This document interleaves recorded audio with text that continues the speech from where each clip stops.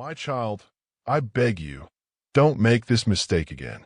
I'm talking about a mistake that you are repeating again and again, and it's enough now. I told you your body is the temple of my spirit, and I am seeing that you are not taking care of your body. My child, I beg you, don't make this mistake again. I am speaking now with a weight of eternity in my voice, with the tenderness of a father who has seen too many silent tears and heard too many quiet cries. The mistake I speak of is not something hidden from you. It is the very thing you continue to repeat despite my gentle warnings. I have spoken to you in your thoughts. I have stirred your heart in the quiet hours of the night.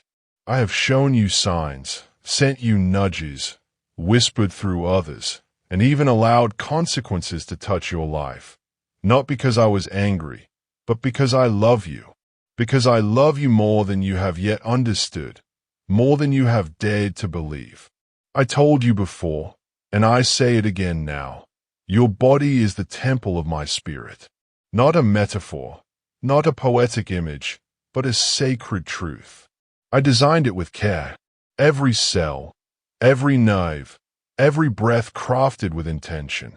I knit you together, not just in form, but in purpose. I made you in my image to reflect my nature, to walk in light, to radiate peace, to be a vessel of glory. Yet you treat this holy creation as though it is disposable. You feed it what destroys it. You exhaust it with worry.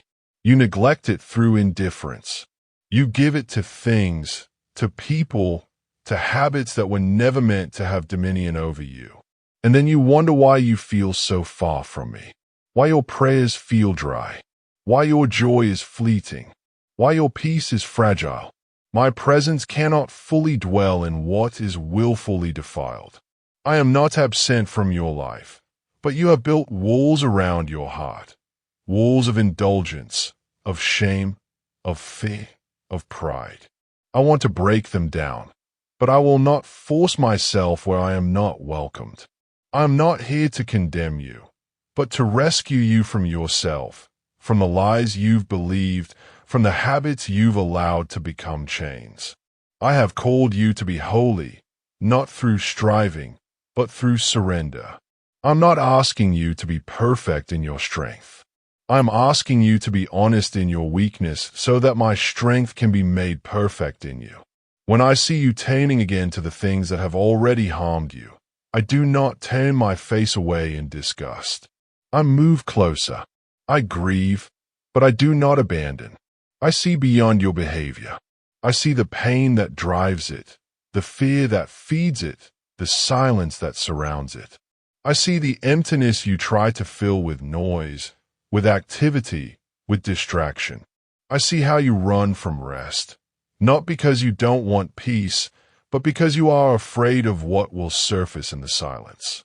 But, my child, I am not in the whirlwind of your busyness. I am in the whisper. I am in the stillness you avoid. I am waiting there not to shame you, but to heal you.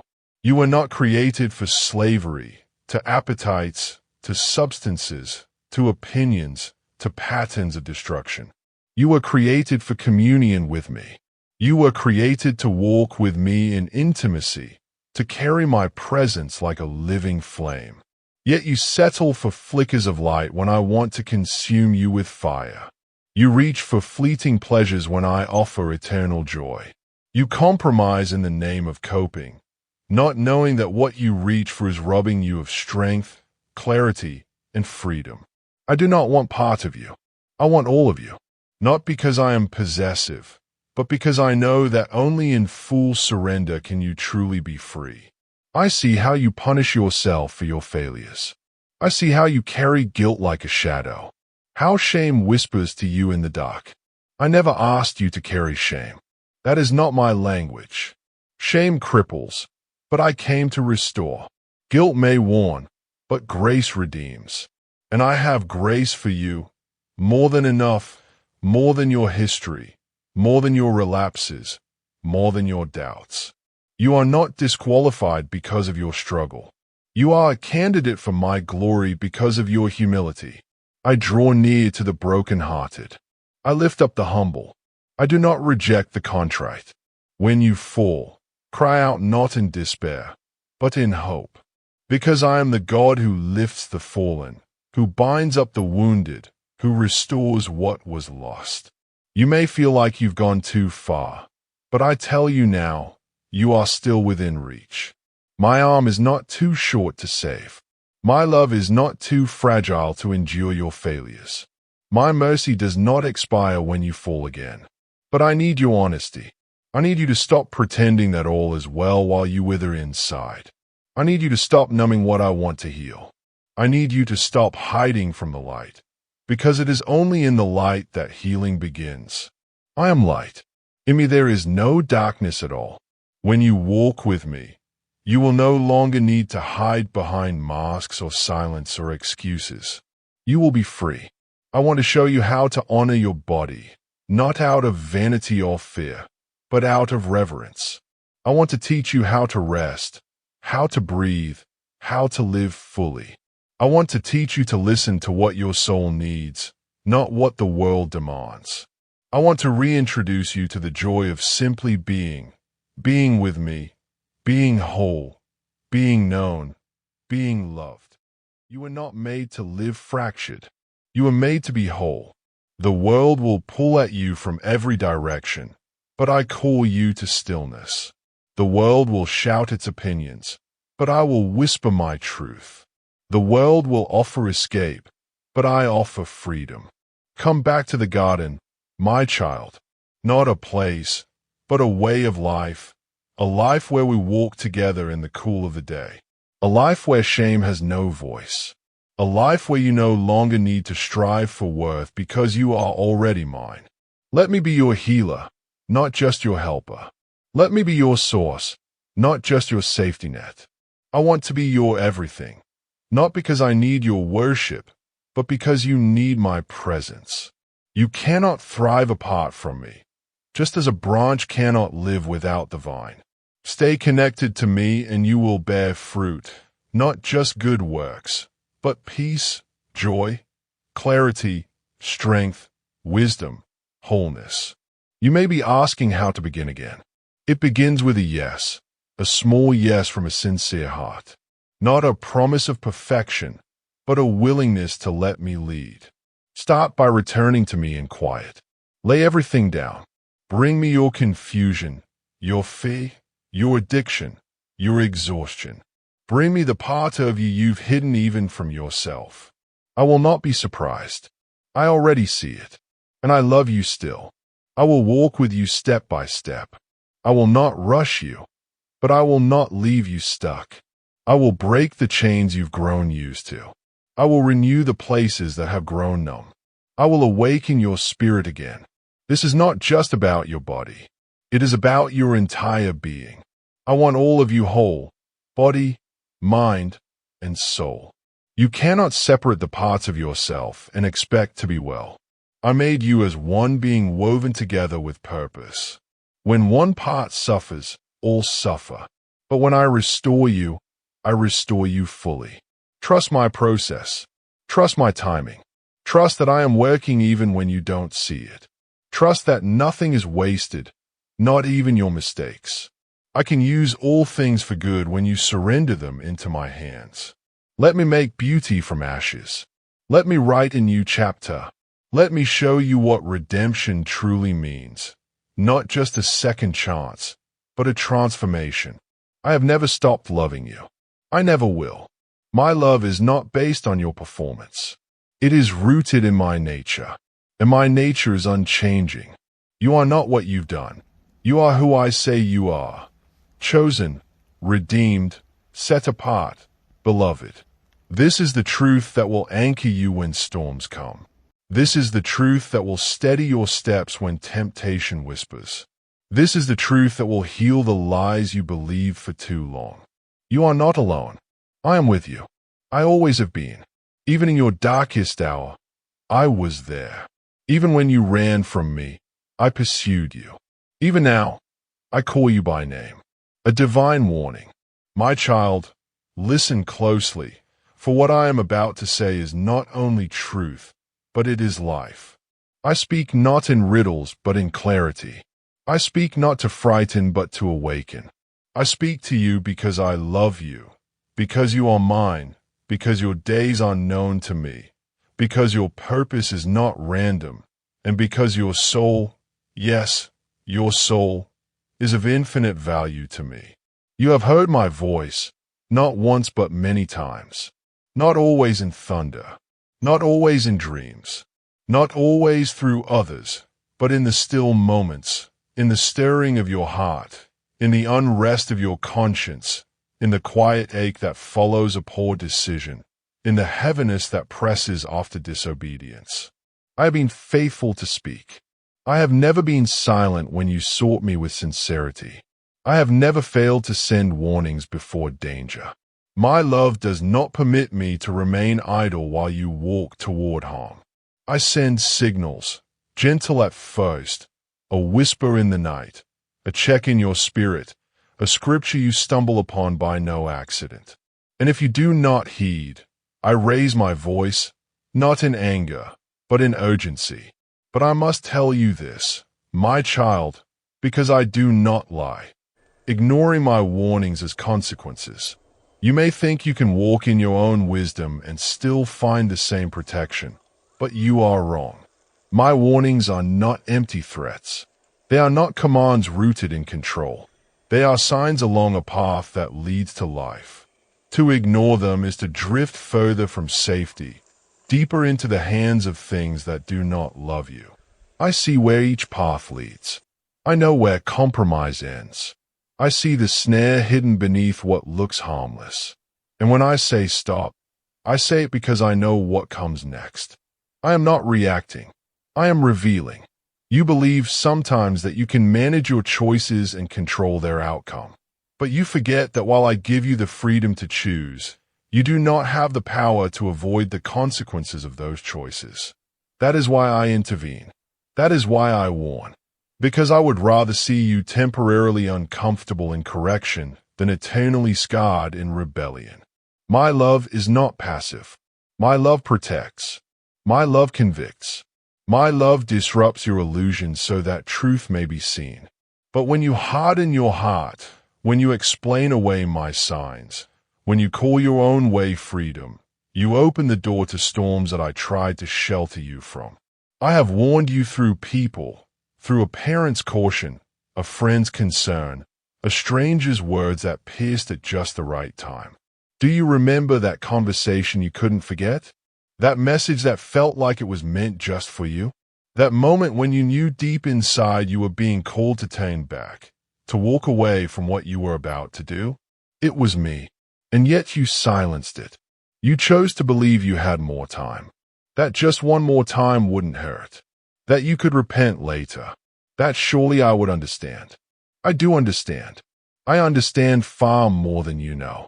I understand how dangerous sin is. I understand how deceiving compromise can be. I understand how your heart can become dull if you ignore my voice long enough. I understand how the enemy wraps chains in silk and calls them freedom. I understand how darkness can slowly blind a soul that once saw clearly. And so I speak now, not with mild suggestion, but with divine urgency. Stop ignoring my warnings. Every time you dismiss my guidance, your heart grows harder. The voice you once heard so clearly becomes faint, not because I speak less, but because you are listening less. What once grieved you becomes tolerable. What once felt like conviction now feels like inconvenience. And if you are not careful, you will find yourself calling good what I have called evil and calling evil what I have declared good. This is the danger of ignoring my voice, not just the external consequences, but the erosion of your discernment, the silencing of your spirit, the deadening of your soul. There is still time to turn. That is why I speak now, because the hour is not yet too late. But do not presume on time. Do not gamble with grace. Do not think that just because I am patient, I will always withhold consequences. My patience is long, but it is not eternal in the way you think. There comes a time when I release you to the path you insist on walking, not because I abandon you, but because I will not violate your will. I will let you see where your choices lead, not to destroy you, but to bring you to the end of yourself, that you might finally look up and find me again. But oh, how I long to spare you from the pain. How I long to protect you before you fall. How I long for you to trust that I see more than you see, that I know what you cannot yet know. I see the brokenness behind that relationship you keep returning to. I see the loss behind that habit you say you can control. I see the isolation that follows your decisions. I see the erosion of your joy, the dulling of your soul, the torment in your mind. I see it all, and I speak not to control but to cover. When I say do not go there, I say it because I have stood in your tomorrow. When I say turn around, it is not because I want to burden you, but because I want to bless you. But if you ignore my voice, if you persist in your own way, you will feel the weight not of my wrath, but of natural consequence. You will cry out, not because I punished you, but because you walked past every sign I placed in your path. My heart will ache with you, but I will not remove the lesson, because sometimes it is only through the pain that you finally understand the cost of disobedience. You may not see it immediately. That is the deception of sin. Sometimes the consequence is delayed so you assume you are safe. But what you sow you will reap. It is a law I put in place not to trap you but to teach you. If you sow to the flesh, you will reap corruption. If you sow to the Spirit, you will reap life. This is not punishment. It is principle, and I will not violate what I have established. My grace is real. Yes. My mercy is vast. Yes. But my holiness is also unchanging. I cannot bless what I have called sin. I cannot reward what I have warned against. You say, but others do it and they are fine. Do not compare yourself to others. Their path is not your path. Their consequences may be hidden or delayed or different. You do not know their end. But I know yours. I have called you to walk in a way that is narrow, not because I want you to miss out, but because I want you to live. Broad is the way that leads to destruction. Narrow is the path that leads to life. Few find it, not because it is hidden, but because they refuse to listen when I say, this is the way. Walk in it. You have cried out to me before, asking for guidance, asking for clarity, asking for direction, and I have spoken. But when my answer does not match your desire, you treat it as silence. When my warning interferes with your comfort, you call it too harsh. When my conviction unsettles your heart, you accuse me of not understanding. But I know you better than you know yourself. I see what you do not, and I love you too much to stay quiet when danger is near. The call to return. What I ask of you now is simple. Listen again. Slow your steps. Be still. Let the noise fade so you can hear my voice again. Let go of your stubborn insistence that you know best. Open your heart to correction and receive my rebuke as a gift, not a curse. Blessed is the one I discipline, for it proves they are mine. I correct those I love. I confront those I have chosen. You are not being rejected. You are being redirected. If you will humble yourself, if you will turn from your way and return to mine, I will restore what was lost. I will renew your vision. I will heal what was broken. I will redeem even the time you wasted. Nothing is too far gone for me, but the first step is yours. I have done all that is needed. I have paid the price. I have made the way clear, but I will not force you to follow it. I wait with open arms, but the decision is yours. Do not wait until the damage is done. Do not wait until you have burned bridges, lost years, and wounded your soul. Listen now. Heed the signs. The same voice that warns is the voice that heals. The same God who convicts is the God who comforts. I am both lion and lamb. I roar to awaken you, and I whisper to lead you. Will you come, my child? There is a peace I long to give you, but it will not come through rebellion. There is joy I want you to taste, but it is not found in compromise. There is freedom I died to give you, but it is not within the chains you keep reaching for. Let me show you a better way. Let me lead you beside still waters. Let me restore your soul. You do not have to earn my love. It is already yours, but you must respond to it. Love without response remains unfulfilled. I stand at the door and knock. If you open, I will come in. But if you ignore the knock long enough, the sound fades beneath the noise of your own choosing. And one day, you may no longer recognize the knock at all. That is what I want to spare you from. Not just danger, but numbness. Not just loss, but spiritual death. Awaken, my child. Awaken from the sleep of indifference. Awaken from the dream of self-reliance. Awaken from the illusion that you are in control.